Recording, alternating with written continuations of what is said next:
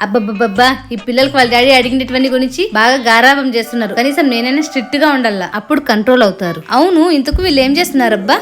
ఉండు వెళ్ళి చూద్దాం ఎక్కడున్నారు.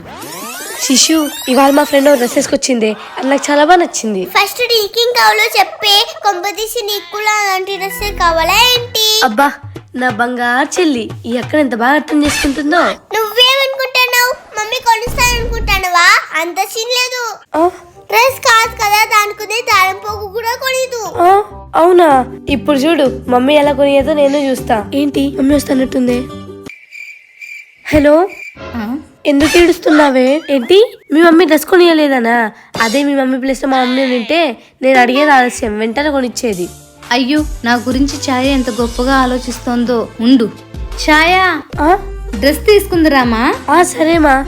శిశు చూడే, ఎలా అక్క? హౌ? ఇలాంటి దాంట్లో మనం ఎక్స్పర్ట్లే.